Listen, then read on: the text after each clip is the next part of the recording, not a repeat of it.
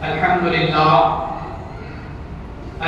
لله رب العالمين والعاقبة للمتقين والصلاة والسلام على رسوله الكريم أما بعد فأعوذ بالله من الشيطان الرجيم بسم الله الرحمن الرحيم لتؤمنون بالله ورسوله وتعظموه وتسبحوه بكرة وأصيلا صدق الله العظيم وبلغ رسوله النبي الكريم أو كما قال الله تبارك وتعالى في مقام آخر قد جاءكم من الله نور وكتاب مبين صدق الله العظيم وبلغ رسوله النبي الكريم نحن على ذلك لمن الشاهدين والشاكرين والحمد لله رب العالمين أو كما قال الله تبارك وتعالى في شأن حبيبه وخادمه وتكريمه وعزة رسوله إن الله وملائكته يصلون على النبي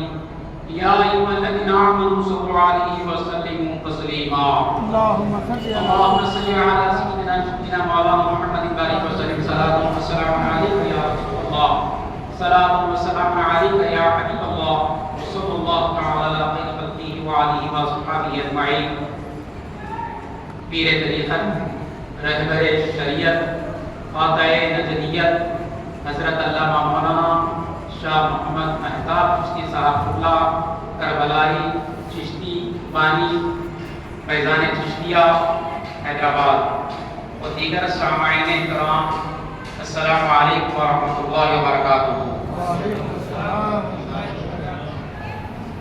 حضرات الحمدللہ کئی دیر سے خطابات اور نبی مصطفیٰ صلی اللہ علیہ وسلم سماعت کر رہے ہیں۔ یقیناً سماعت کریں صرف خطاب کرنے والے یا پھر نعت شریف پیش کرنے والے ہی نہیں بلکہ سامعین بھی سبحان اللہ الحمدللہ کہتے رہنا چاہیے، تاکہ اور آپ اللہ کے گھر میں بیٹھے ہوئے ہیں تاکہ اور رحمتوں کا نزول مزید ہوتے رہے۔ رحمت رسول پاک کی ہر شے پہ عام ہے، رحمت رسول پاک کی ہر شے پہ عام ہے، ہر گل و شجر میں محمد کا نام ہے، ہر گل و شجر میں محمد کا نام ہے۔ کرم سب پر ہے، کوئی ہو کہیں ہو، کرم سب پر ہے، کوئی ہو کہیں ہو، تم ایسے رحمت للعالمین ہو، تم ایسے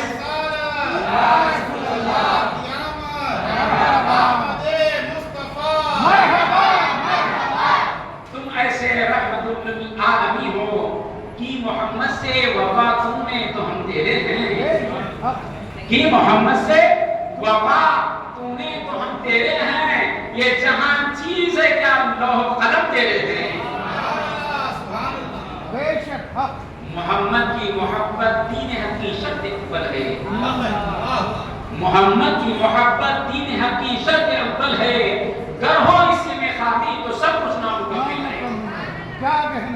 ارے مہتاب چشتی صاحب تو وہ ہے جو چشتیہ جام میں محمد الرسول اللہ کا جام پلا رہے ہیں، غریب نواز کے فیضان سے محمد الرسول اللہ کے فیضان کو لٹا رہے ہیں۔ یہ وہ خواجہ جو ہند کا شہنشاہ ہے، ہند کا بادشاہ ہے، وہاں سے محمد رسول اللہ کا فیضان رکھا ہے۔ اس اسٹیج سے فیضان چشتیہ، اس اسٹیج سے جس اسٹیج کو غریب نواز کی نگاہ ہو، اس نگاہ سے محمد رسول اللہ کا فیضان رکھا ہے۔ وہ ہند کا بادشاہ ہے جس نے جہاں اس کا فیضان ہے اور جس کا ذکر ہو رہا ہے وہ امام الانبیاء ہے، وہ خاتم النبیین ہے، وہ محمد رسول اللہ کی ذات ہے۔ ارے بھائی ایسا کرنا نہیں چلے گا، ہمارے پاس نعرے لگائیے، ایک عاشق ایسا نہیں ہوگا، نعرے لگائیے، نعرے تکبیر، نعرے رسالت، نعرے حیدری، نعرے غوثیہ، نعرے خواجہ، نعرے خواجہ، فیضان چشتیہ،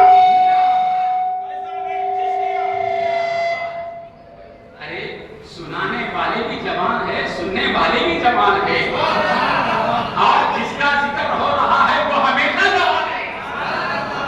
جب ایسے خاموش کیسے رہنے، عاشق ایسے نہیں ہوتا، جب اپنے محبوب کا ذکر سنتا ہے تو مسل جاتا ہے، اپنے نبی کا ذکر سنتا ہے تو مسل جاتا ہے۔ یہ وہ یاروں کی یار بات ہو رہی ہے، وہ اماموں کی بات ہو رہی ہے، جو خاتم النبی محمد رسول اللہ کی بات ہو رہی ہے۔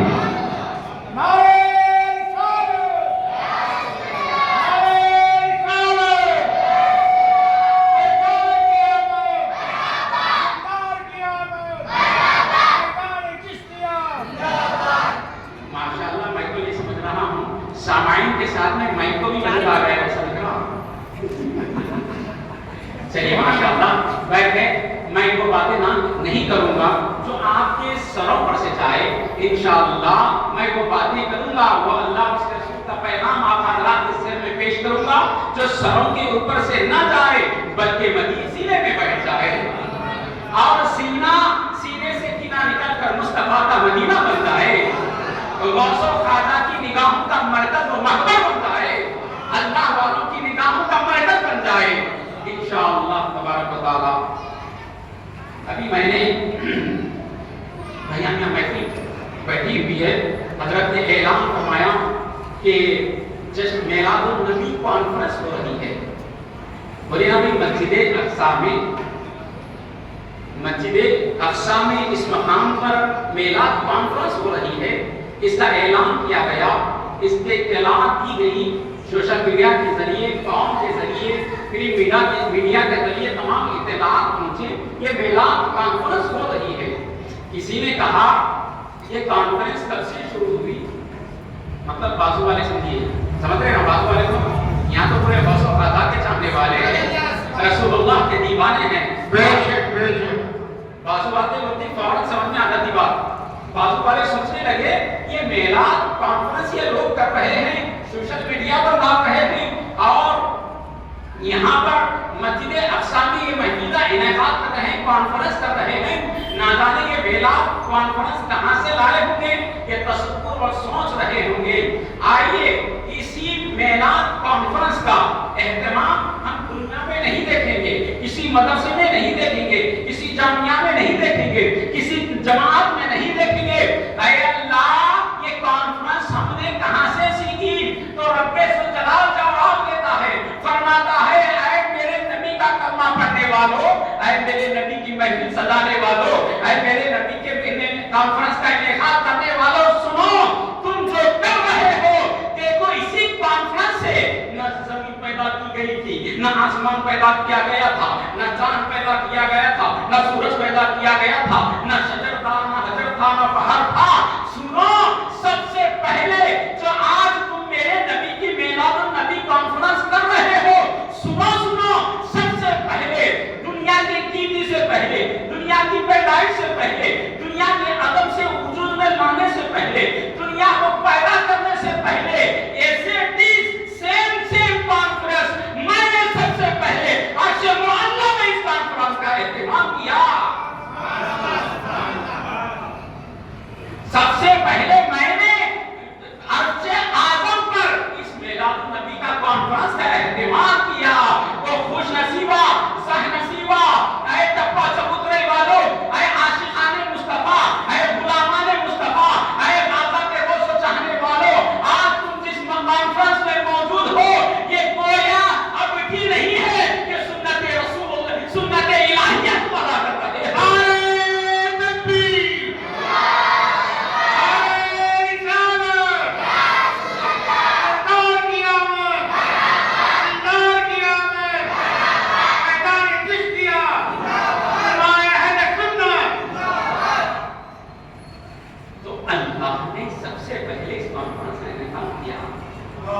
ہم عاشق ہیں، ہم مولا کو دیکھتے ہیں، ہم عاشق ہیں، نبی کو دیکھتے ہیں، ہم فتووں کو، کتابوں کو میں بھی ہم بتائیں گے، لیکن سب سے پہلے ہم عاشق رسول ہے۔ جہاں جہاں ذکر مصطفیٰ ہوا، جہاں جہاں نبی کا ذکر ہوا، ہم اس کو دیکھتے چلیں گے۔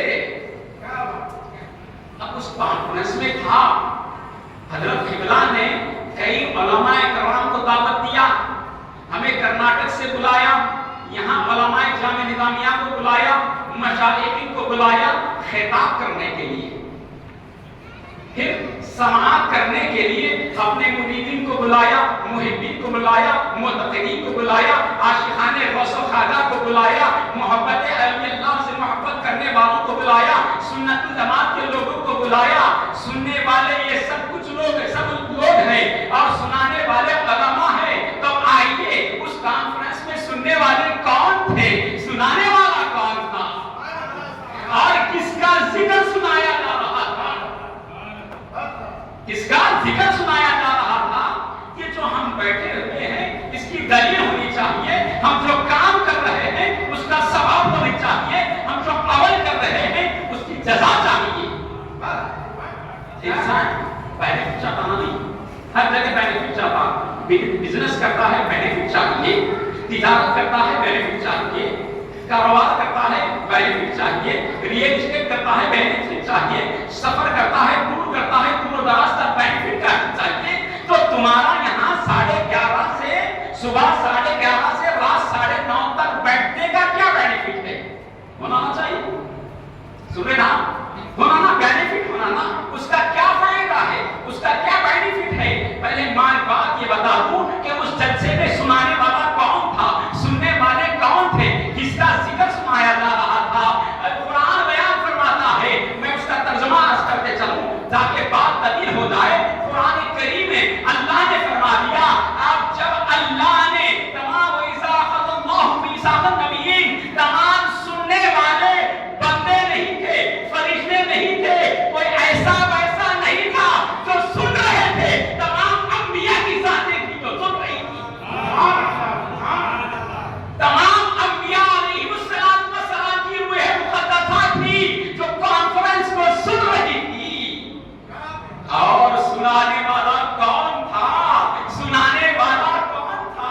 جس کا جو سنا رہا تھا وہ خالق کائنات، وہ رب ذوالجلال، وہ مالک و مختار، وہ تمام جہانوں کا پالنے والا رب العالمین سنا رہا تھا۔ کس کا ذکر سنا رہا تھا، کس کی بات سنا رہا تھا، کس کا تذکرہ کر رہا تھا؟ ملت اسلامیہ وہ کون ہے؟ وہ محمد رسول اللہ کی ذات ہے، وہ آقا کائنات صلی اللہ علیہ وسلم کا ذکر ہے جو خدا سنا رہا ہے اور انبیاء سن رہے ہیں، اور کس کا ذکر سنا رہا ہے؟ وہ ذات محمد رسول اللہ کا ذکر ہے۔ سبحان اللہ، سبحان اللہ۔ ایسا نعرے لگائیے، نعرے لگائیے، نعرے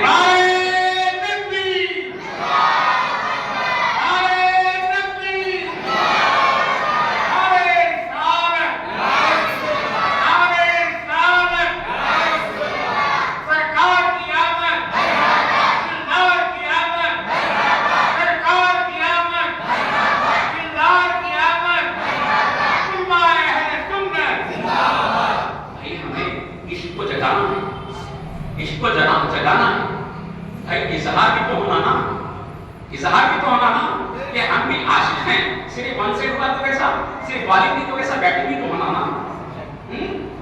ہونا نہیں ہونا بولیے۔ تو جو ہے نا یہ محفل ہمارا انعقاد کرنا، یہ اہتمام کرنا، یہ بیٹھنا گویا سنت الہیہ ہے۔ اب آئیے کنت کنزا مخفیا، اللہ سبحانہ و تعالیٰ ایک چھپا ہوا پوشیدہ خزانہ تھا، وہ چاہا کہ میں ظاہر ہوں، وہ چاہا کہ میں ظاہر ہوں، تو اللہ نے سب سے پہلے کس چیز کو پیدا فرمایا؟ خدا اپنی ربوبیت کا اظہار کرنے کے لیے کہ اللہ نے سب سے پہلے زمین کو بنا دیا، کیا اس میں شجر اگتے ہیں، اس پر پہاڑ ہوتے ہیں؟ اللہ نے کیا سب سے پہلے سمندروں کو پیدا فرمایا کہ اس میں بڑی کثیر پانی ہوتا ہے؟ کیا اللہ نے آسمان کو پیدا فرمایا کہ اس میں تارے لگ جاتے ہیں؟ تو اے اللہ، جب تو اپنی ربوبیت کا اظہار کرنا چاہا تو سب سے پہلے تو نے کس چیز کو پیدا فرمایا؟ کیا زمین کو پیدا فرمایا، یا آسمان کو پیدا فرمایا، یا چاند و ستاروں کو پیدا فرمایا؟ ارشاد ہوتا ہے اول ما خلق اللہ من نوری، اے لوگوں سنو، حدیث قدسی ہے، جب اللہ نے سب سے پہلے کسی چیز کو پیدا فرمایا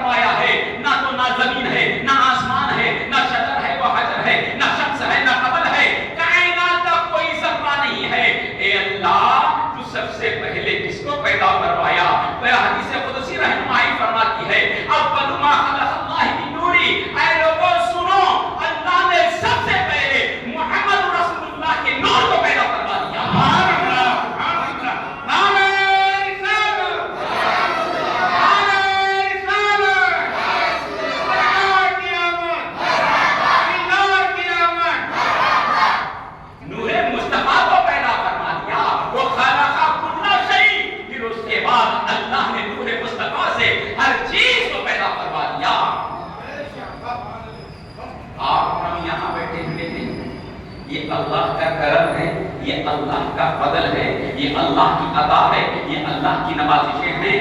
رب نے ہمیں یہ توفیق دی، رب نے ہمیں یہ موقع عنایت فرمایا، رب نے ہمارے دل میں ڈال دیا کہ اب کے رب کے محبوب کی بات ہو رہی ہے، تب ہی ہم نوجوان ہیں، تب ہی خدا نے چاہا کہ میرے نبی کی بات سنیں۔ اللہ انہی لوگوں کو، انہی دلوں کو، انہی کو انتخاب فرماتا ہے۔ خدا جس کو چاہتا ہے، خدا جس کو چاہتا ہے اس کے نبی کا ذکر سننے کی توفیق عطا فرماتا ہے۔ ورنہ سنڈے ہے، ہر کوئی اپنے اپنے کاروبار میں، اپنے اپنے معاملات میں، اپنے اپنے بیزی شیڈول میں ہے، لیکن خدا کا کرم ہے ہم ایسے شیڈول میں بیزی ہیں جو میدان محشر میں کامیاب ہونے والا ہے، اپنے جو خبر میں بھی کام والا آنے والا ہے، حشر میں بھی کام میں آنے والا ہے، میدان محشر میں بھی کام میں آنے والا ہے۔ عزیزان گرامی، نثار تیری چہل پر ہزار عید ربیع الاول، نثار تیری چہل پر ہزار عید ربیع الاول، سوائے ابلیس کے جہاں میں سبھی تو خوشیاں منا رہے ہیں۔ سبحان اللہ، سبحان اللہ، سوائے ابلیس کے جہاں میں سبھی تو خوشیاں منا رہے ہیں۔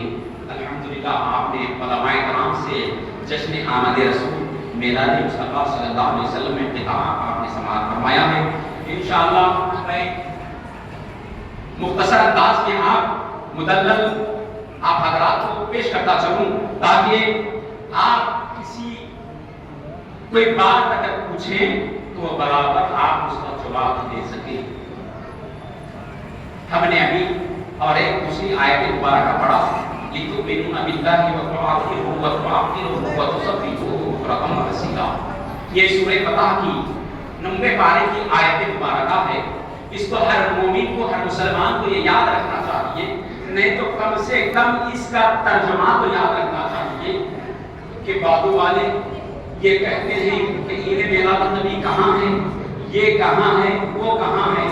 ہمارے سنی مسلمان اتنے کھلے ہیں کہ یہاں کوئی بات سنتے ہیں تو بس یہی رکھ کے چھوڑ کے چلے جاتے ہیں۔ پھر وہ لوگ ایسے ہیں بابو والے کہ وہ کوئی بات سنتے ہیں اپنے لوگوں کی، ان کے لوگوں کی، تو بات اچھی یاد رکھ کر کہ وہ ہم پر گالی کرنے لگ جاتے ہیں۔ نہیں سنی مسلمانوں، ہمیں یاد رکھنا چاہیے، ہمیں یاد رکھنا چاہیے تاکہ بتا دیں کہ ہم اس نبی کا کلمہ پڑھنے والے ہیں اور ہم اس نبی کی عید بنانے والے ہیں، اس محمد رسول اللہ صلی اللہ علیہ وسلم کی عید بناتے ہیں جو تمام عیدوں کی عید ہے۔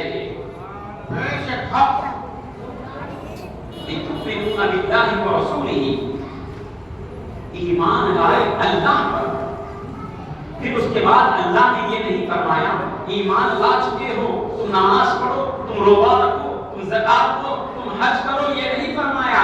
لِتُؤْمِنُوا بِاللَّهِ وَرَسُولِهِ، صرف اللہ پر ایمان لانے سے کام نہیں چلے گا جب تک محمد رسول اللہ نہیں کہو گے، جب تک اس کے نبی پر ایمان نہیں لاؤ گے۔ چلو ایمان بھی لا لیا، اللہ پر بھی ایمان لایا، رسول پر بھی ایمان لایا، کیا پھر عبادت کریں؟ نہیں، پھر رب نے کیا فرمایا؟ اللہ اس کے رسول پر ایمان لاتے ہیں یہ نہیں فرمایا چلو تم اب نماز پڑھو، روزہ رکھو، زکات دو، نہیں۔ آیت کا ایک حصہ ہے جو میں نے تلاوت کا شرح حاصل کیا، فرمایا لِتُؤْمِنُوا بِاللَّهِ وَرَسُولِهِ وَتُعَظِّرُوهُ وَتُوَقِّرُوهُ وَتُسَبِّحُوهُ، کہ تم میرے نبی کی خوب تعظیم کرو، میرے نبی کی خوب تعظیم کرو، اور اس کے بعد خوب تعظیم کرو، پھر اس کے بعد وہ تسبیح، اس کے بعد میری تسبیح بیان کرو، صبح و شام میری تسبیح بیان کرو۔ تو معلوم کیا ہوا؟ رسول اللہ پر ایمان لانے کے بعد، رسول پر ایمان لانے کے بعد چلو وہ بھی بابو والے بھی یہ پڑھ لیتے ہیں لا الہ الا اللہ محمد رسول اللہ، صرف کلمہ پڑھنے سے نہیں ہوگا۔ اللہ نے فرمایا تعظمہ و توقرہ، کل ایمان مجھ پر اور میرے نبی پر ایمان لانے کے بعد پھر کیا کرنا ہوگا؟ ڈائریکٹ نماز نہیں پڑھنی ہوگی، ڈائریکٹ عبادت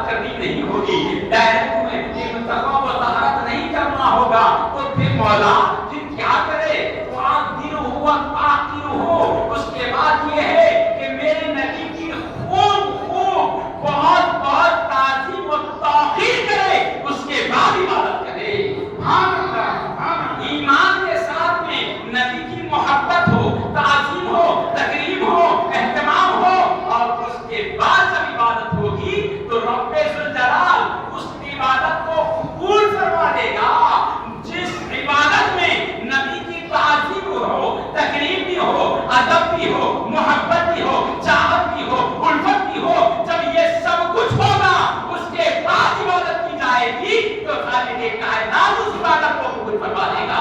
سبحان اللہ, سبحان اللہ. صرف تم نے محبت کو چھوڑ دیا, عزت کو چھوڑ دیا, تعظیم و تقریب کو چھوڑ دیا, ادب و احترام کو چھوڑ دیا, اہتمام کو چھوڑ دیا.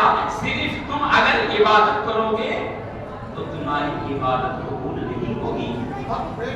انتہبتم اعمالکم, آیت میں پڑھتا جاؤں تو بات قبول ہو جائے گی. صرف ترجمہ آپ حضرات کے سامنے جوش و گزار کرتا چلوں کہ تمہاری عبادتوں کو تمہارے منہوں پر پھینک دیا جائے گا, مار دیا جائے گا.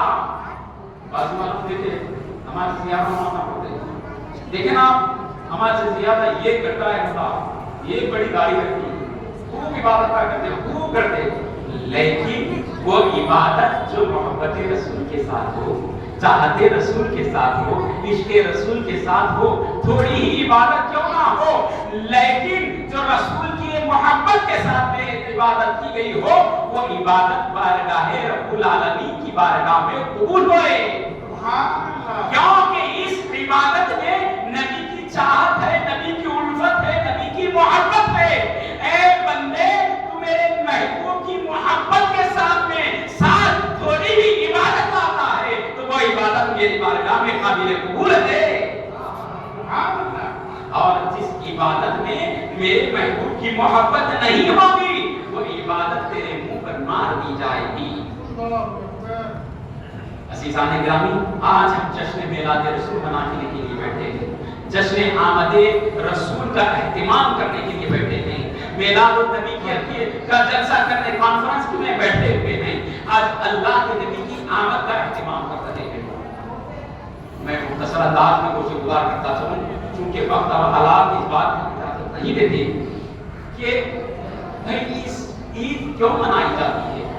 اللہ کے نبی تو ایک مرتبہ تشریف لائے, پھر بار بار ہر سال عید کیوں منائی جاتی ہے.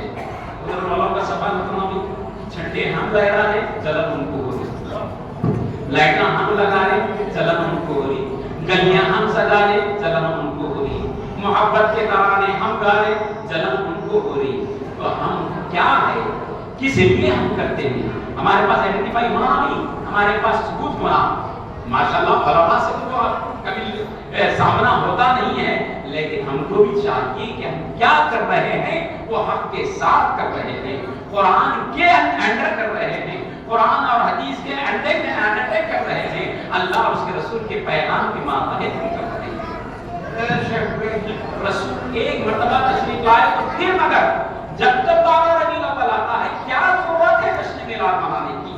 سوال کیا جاتا تھا بھائی ہمارے سنی مسلمانوں سے, ہمارے عاشقوں سے, ہم نے سرکار کے چاہنے والوں سے. تو عزیزان گرامی ان کو اگر ہم فلاں کا ماں کا جامعہ کا فتویٰ بتائیں گے, اگر اس مدرسے کا فتویٰ بتائیں گے, اگر وہ حدیث بتائیں گے, یہ حدیث بتائیں گے تو کہیں گے یہ حدیث ضعیف ہے, وہ فتویٰ ایسا ہے, ان سے نہیں, ڈائریکٹ اللہ کے کلام سے ہم بتا دیں گے, رمضان مبارک سے ہم بتا دیں گے.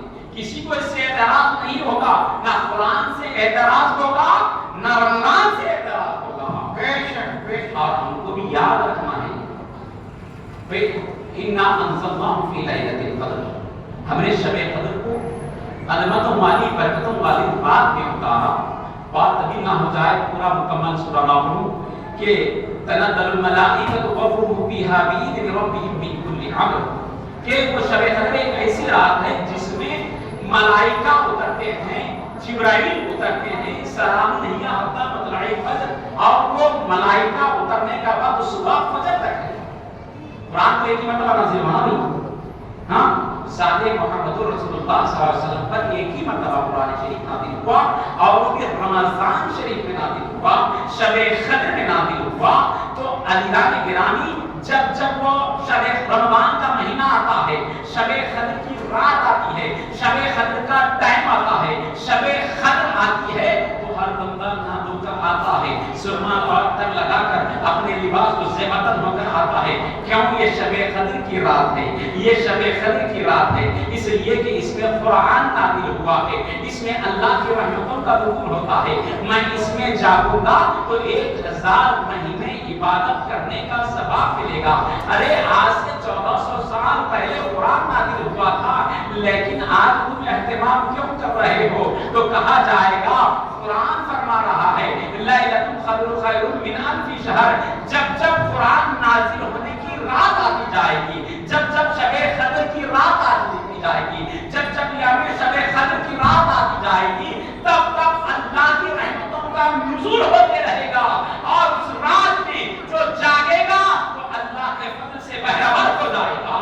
سبحان اللہ, سبحان اللہ. تو پتہ یہ چلا, ارے قرآن ایک مرتبہ آیا, 1400 سال سے جب بھی شب قدر مناتے ہیں تو رات میں عبادتیں کرتے ہیں. تو بلا تسبیح و تنزیل میں بتاتا ہوں, جس پر قرآن نازل ہوا ہو, جس ذات مقدسہ پر قرآن نازل ہوا ہو, جس نبی پر قرآن نازل ہوا ہو, وہ نبی جب جب بھی آتا ہے, وہ مہینہ جب جب بھی آتا ہے, وہ ٹائم و لمحہ جب جب بھی آتا ہے, تو اللہ کی رحمت کرا کے معاملات نازل ہو جاتا ہے. سبحان اللہ, سبحان اللہ.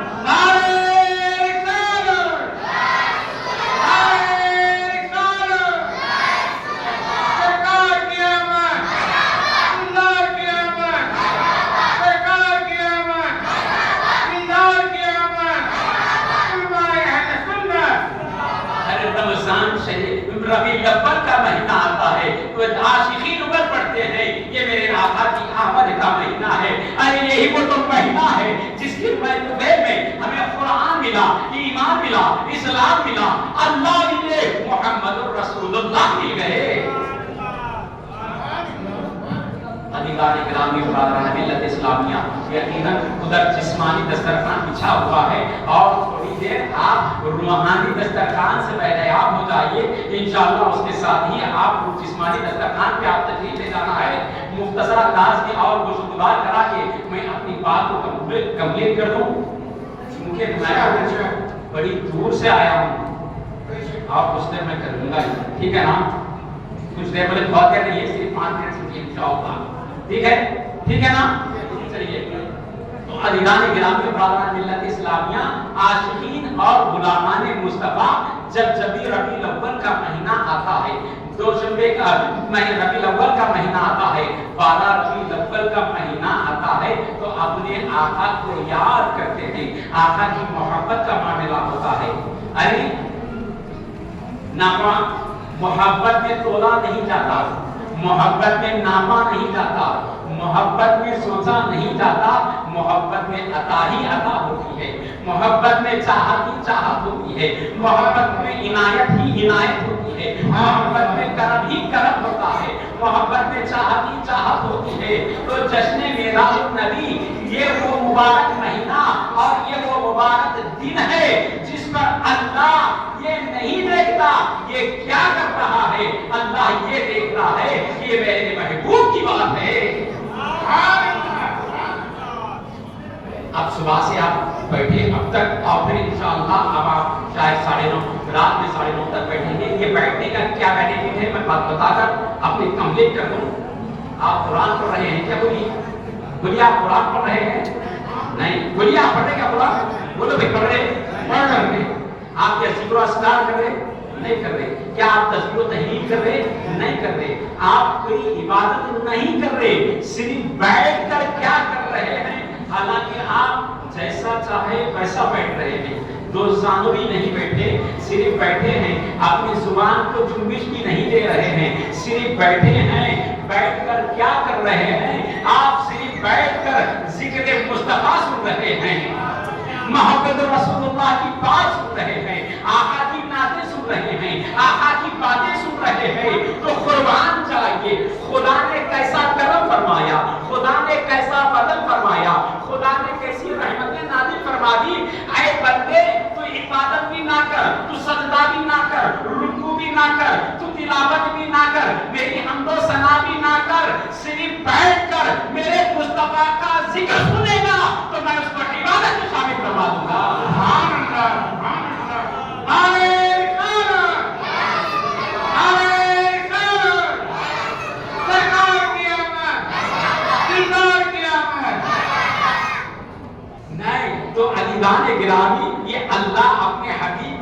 صدقے سے اپنے حبیب کے طفیل میں اللہ صرف ذکر مصطفیٰ سننے والے کو کرم ہی کرم فرما رہا ہے، کہ عطا ہی عطا فرما رہا ہے۔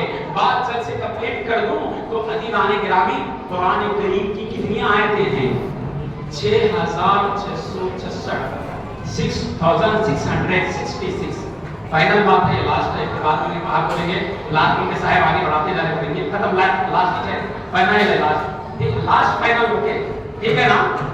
لاسٹ سوری قرآن کا نہیں، قرآن سے شروع کریں گے، قرآن کو نہیں ختم کر دیں گے انشاءاللہ۔ کتنے ہیں؟ 6666 آیتیں، تو 6666 آیتیں ہیں، تو صرف 500 ایسے آیات ہے جن سے پورے مسائل کا استعمال کیا جاتا ہے۔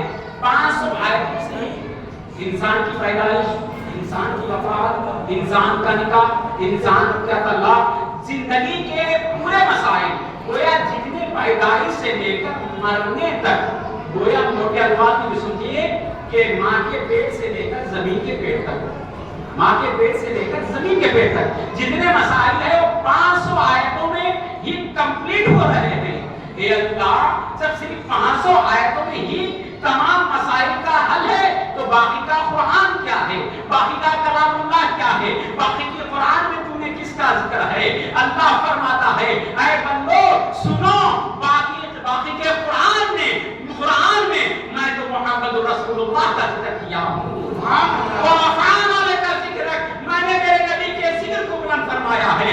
رب نے فرمایا میرے نبی کا ذکر بلند فرمایا، وَاللَّيْلِ، میں خدا نے اپنے نبی کے زلفوں کا ذکر فرمایا، خدا نے اپنے نبی کے چادر مبارکہ کا ذکر فرمایا، اب خدا نے اپنے حبیب کے زبان مبارکہ کا انتخاب فرمایا، ذکر فرمایا، وَمَا يَنطِقُ عَنِ الْهَوَىٰ، خدا نے نبی کے سفر کا ذکر فرمایا، خدا نے نبی کے حضر کا ذکر فرمایا، ہر چیز خدا نے، اللہ نے قرآن میں ذکر فرما دیا۔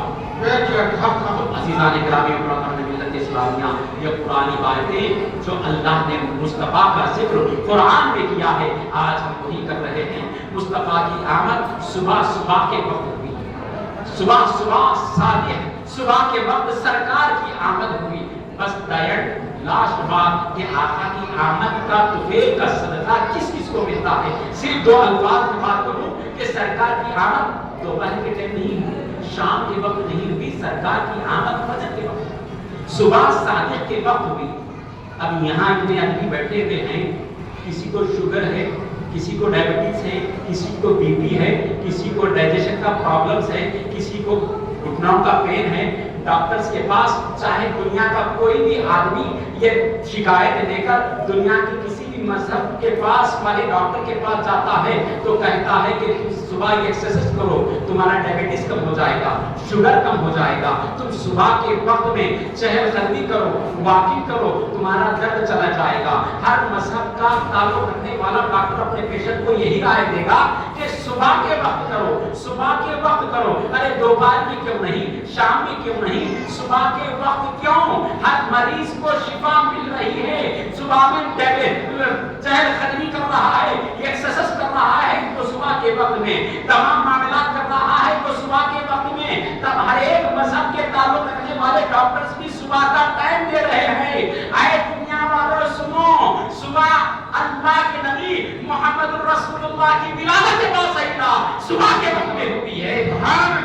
ولادت مصطفیٰ کا وقت صبح کے وقت میں ہوا ہے۔